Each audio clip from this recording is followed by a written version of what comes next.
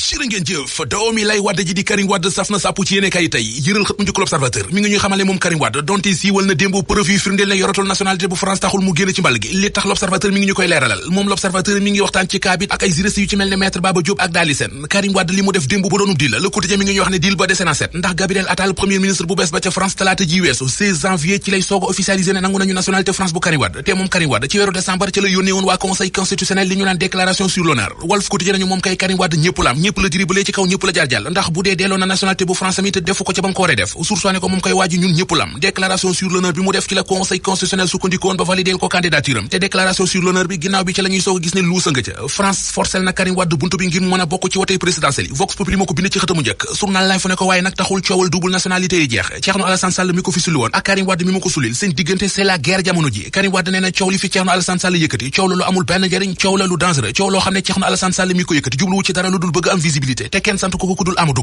Ba mi nga xam ne ñëpp xam nañu ne kuubaa yëfam la tontul Thierno Alassane Sall ci xët mu njëkk journal L'Info mu fay wax ne document bi waa France génnee dafay gën a dëggal li ma waxoon gën a dugal Karim Wade moom Karim Wade Thierno Alassane Sall ne su ko xamee su ko xamul na xam ne feeñal na boppam wane na ne ba ci datub 26 décembre 2023 moom Karim Wade mi ngi woon ak ñaari nationalité bés bi le jour nañu Karim Wade ak Thierno Alassane Sall fi ñu tollu jamono ji mooy kurpañ bu dem dellu si coup pour coup Thierno Alassane Sall nee na Karim Wade dafa def déclaration sur l'honneur boo xam ne lim ci wax amul loolee rek doy na ngir ñu écarté ko ci wote yi le témoin nañu réeroo am na ci diggante Thierno Alassane Sall Karim Wade ak Amadou Ba donte waa France def nañu ab communiqué buy wane ne Karim Wade yoratul nationalité bu France terewul Thierno Alassane Sall moom fa mu ngànk fa la ngànk fa mu taxawoon it fa la taxaw ba léegi Karim Wade tontu ko dem ba koy tuumaal ne li muy def yépp moom Thierno Alassane Sall Amadou Ba moo ko sant Amadou Ba nag le témoin nee nañu li mu nekk jamono ji mooy nu muy invalider candidature yu Bassirou Diomaye Faye ak bu Cheikh Tidiane Dièye lii ko tëjee nañu defante ba door na te présidentielle yi tàmbaleegul candidat bu Benno Bokk Yaakaar bi di Amadou Ba mi ngi ciy pexe ngir xañ Diomaye Faye ak Cheikh Tidiane Dièye wote yi Thierno Alassane Sall Karim Wade ngànk coowal double nationalité te koo yàbbi di ko ŋawtee fu nekk enquête dina kay nañu mbir yi tàmbali naa jax Amadou Ba mi ngi seet nu mu seppee bépp candidat bu jege Pastef Thierno Alassane Sall Karim Wade di giita ngaas lu rëy ndax coowal double nationalité Ousmane Sonko ñëw yokk ci xarmi karaw ndax xam le ne démb ne ñi ñu rëkkale nañu bàyyi turam yi ñu jël di ko utiliser bëgg ko def fond de commerce point actu di ñu wax ci xëtamu njëkk ne réeroo am na ci biir opposition bi biccoog mbaaloo gi am ci diggante Thierno Alassane Sall ak Karim Wade mi ngi xajamal li opposition bi bëgg mu di ñu organiser élection yoo xam ne dañuy bàyyi képp ku ci bëgg a bokk nga bokk ci maanaam ay élection inclusive loolee buñ ko dee jéem bu noppi ñoom ñu ci opposition bi ñuy xeexanteeka xañante ci seen biir li muy firndeel mooy jubawuñu ñi ñu rëkkale ñu taxaw di ko xeex ñu ci mel ne Mimi Touré ak Bougane Gueye Dany point actu nee nañu li leen jaaxal mooy lan moo tax Ousmane Sonko bëgg a génnee boppam ci combat bi lise ko nañu Ousmane Sonko nee na bu ko kenn boolee ci ñi bind ab lettre président Macky Sall moom bindul signéwul signaliwul te aw turam bu ko kenn dugal ci ay mbir yoo xam ne bu ñu koy def duñ ko yëgal te du ci ànd le mandat nañu ñeent fukki candidat rëkkale ak ñeenti lettre bi ñu bind Macky Sall Ousmane Sonko raxasu na ca ba set wecc nee na bu ko ci kenn dugal ndax yëgul tiinul sursoi nañu bu ko yëgul it aw ñoñom yëg nañu ko ñeent fukki candidat ak benn yu ñuy rëkkale lettre bi ñu bind président Macky Sall sursoi nañu waa parti Pastef ga woon yëg nañu ko ndax ci réunion bi ñu ko doon waxtaane Moustapha Sarré directeur école bu parti Pastef ma nga fa woon bi ko waa sursoi wooy di ko laaj dëggal na ko moom Moustapha Sarré ba ne leen bokk na sax ci ñi signé résolution ba waaye nag jotul woon a am temps ngir prévenir Ousmane Sonko